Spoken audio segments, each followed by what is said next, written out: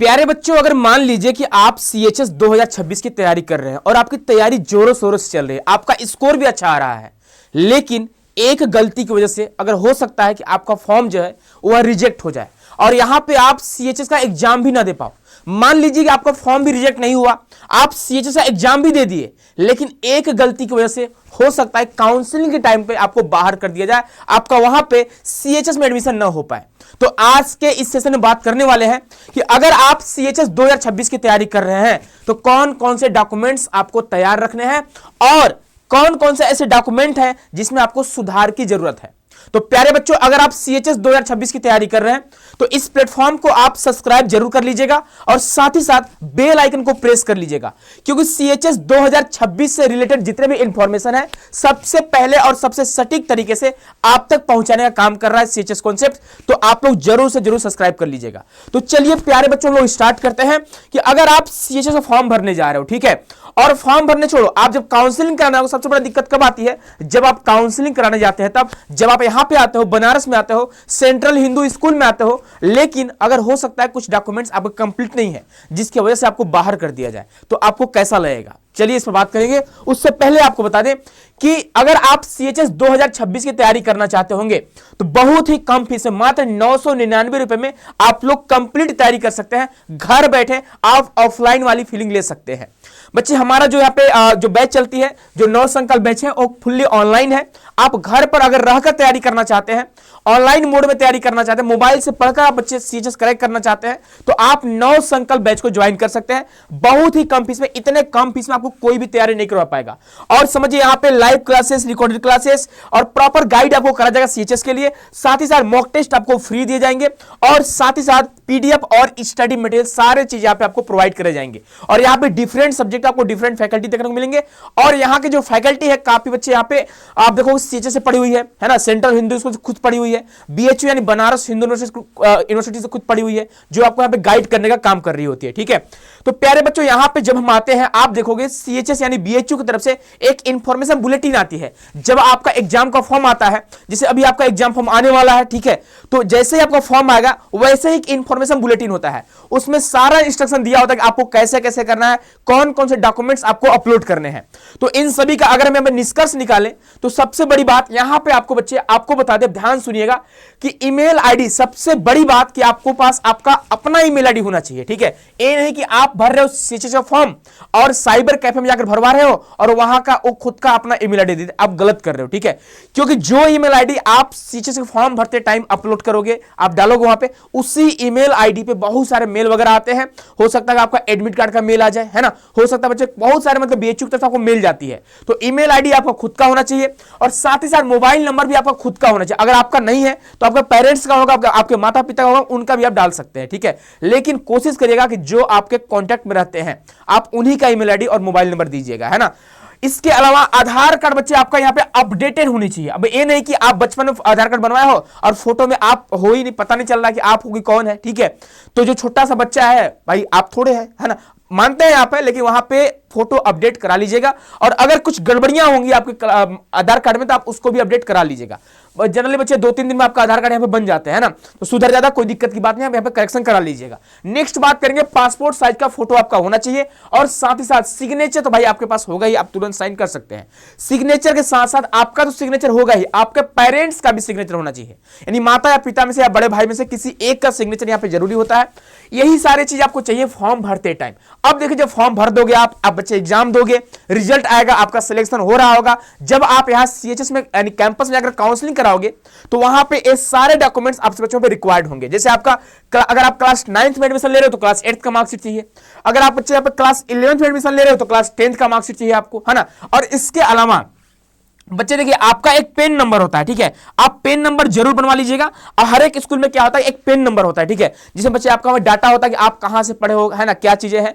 तो अगर मान लीजिए किसी दूसरे स्कूल में आप जा रहे होते हैं तो पेन नंबर कंपलसरी होता है। ठीक है, तो आप अपना पेन नंबर जरूर बनवा लीजिएगा। स्कूल में ही बनता है, आप स्कूल के जो भी आपके टीचर्स वगैरह हैं जो सारी चीजें देखते हैं, आप उनसे बात करिएगा, पेन नंबर आपका खुद का बन जाएगा। और साथ ही साथ यूडाइस नंबर, हर एक स्कूल का एक यूडाइस नंबर होता है जिससे पता चलता है हाँ उस स्कूल मान्यता प्राप्त स्कूल है कि नहीं। ठीक है, और यूडाइस नंबर बच्चे आपको अभी आप इसके बारे में मत सोचिए उतना कुछ, अभी आप एग्जाम दीजिए, एग्जाम के बाद इसका काम है, ठीक है, जब रिजल्ट आते हैं तब इसका काम होता है ना। इसके अलावा कास्ट सर्टिफिकेट, अगर मान लीजिए आप SC ST कैटेगरी से, ओबीसी कैटेगरी से, EWS कैटेगरी से, तो आपको कास्ट सर्टिफिकेट भी देना होता है, डोमिसाइल सर्टिफिकेट यानी बच्चे आपको निवास प्रमाण पत्र भी देने होते हैं। तो वो सारे डॉक्यूमेंट्स आपको काउंसलिंग के टाइम देने होते हैं। और यहाँ पे देखो DOB date of birth, AB certificate आपको देना होता है, ठीक है।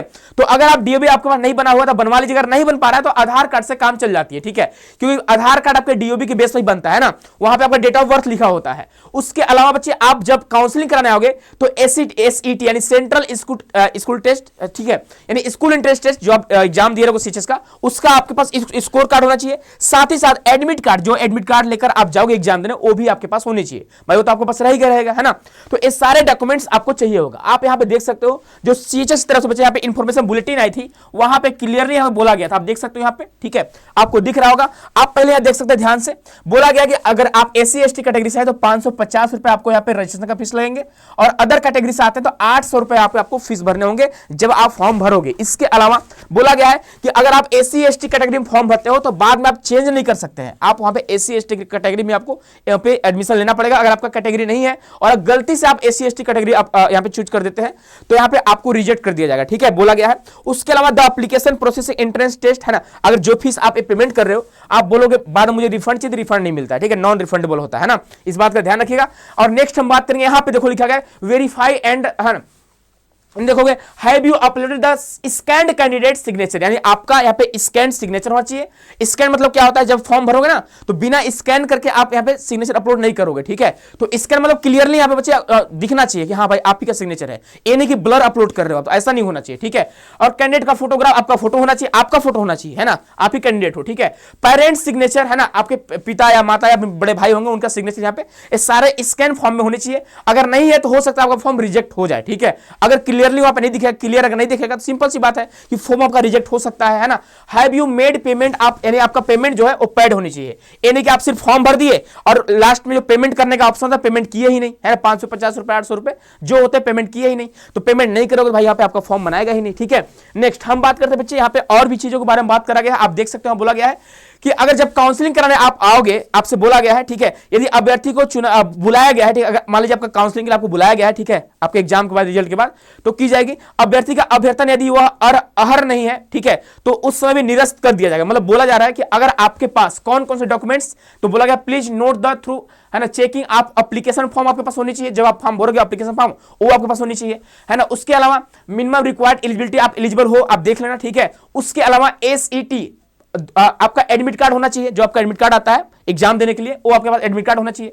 ओरिजिनल मार्कशीट आपके पास होनी चाहिए, क्लास 10th का होना चाहिए, क्लास 8th का होना चाहिए, अगर 9th में ले रहे हो एडमिशन तो 8th का होना चाहिए, अगर 11th में ले रहे हो तो 10th का होना चाहिए। इसके अलावा passing certificate, transfer and TC आपके पास होनी चाहिए, ट्रांसफर सर्टिफिकेट होनी चाहिए, ठीक है।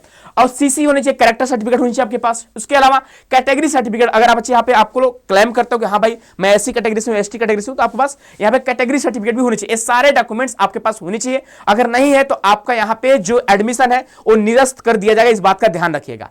कुल मिलाकर ऐसा बोला। इसके अलावा प्रवेश पत्र संबंधी सूचना भी दिया गया, अगर एडमिट कार्ड आपके नहीं आते हैं, देखो आप शुरू में आपसे बोल चुके थे कि ईमेल आईडी मोबाइल नंबर आपका खुद का होना चाहिए, आपके पेरेंट्स का होना चाहिए। बोला गया है कि अगर प्रवेश पत्र संबंधी सूचनाएं अभ्यर्थी द्वारा दिए गए ईमेल आईडी पर ईमेल द्वारा भेजी जाएंगी, प्रवेश पत्र संबंधी सूचनाएं अभ्यर्थी द्वारा दिए गए मोबाइल नंबर पर SMS अलर्ट के माध्यम से भी भेज जाएगी, यानी आपको मैसेज आएगा कि हाँ आपका एडमिट कार्ड जो है आ चुका है। अगर मान लीजिए अगर आप दूसरे का नंबर डाल रहे होते हैं तो मैसेज नहीं आ पाता है, लेकिन जनरली क्या होता है आपको पता चल जाती है ना प्लेटफॉर्म के माध्यम से, जैसे हम आपको बता देंगे कि एडमिट कार्ड आ चुका, आप चेक कर लो। तो आप क्या करते हो, BHUonline.in पे जाते हो, यानी जो BHU का वेबसाइट है वहां पर जाकर बच्चे आप अपना एडमिट कार्ड डाउनलोड कर सकते हो। मान लीजिए आपको इंफॉर्मेशन पता नहीं चल पाई कि एडमिट कार्ड आया है कि नहीं आया, तो हो सकता है आपके मेल पे इन लोग मेल कर देंगे, ठीक है। इसके अलावा बच्चे आपके SMS भी आते हैं, यानी मैसेज भी आपको आते हैं, इसीलिए बोला गया है आपके पास होनी चाहिए। और अगर अभी भी आपके यहाँ पे एडमिट कार्ड नहीं आ रहा है तो आप इस नंबर पे कॉन्टेक्ट कर सकते हो, यानी हर तरह से BHU द्वारा आपको हेल्प करी जा रही है कि किसी प्रकार का आपको कोई दिक्कत नहीं होनी चाहिए।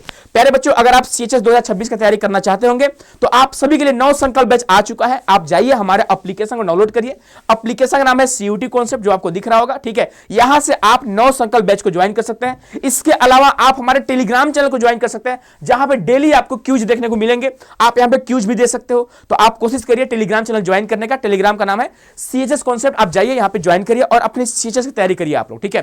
अगर इसके अलावा अगर आपको कोई दिक्कत आ रही होगी तो आप ऑफिस के नंबर पर कॉन्टैक्ट कर सकते हैं, और सीएचएस कॉन्सेप्ट हमेशा बच्चे आपकी हेल्प करने के लिए हम लोग तैयार हैं।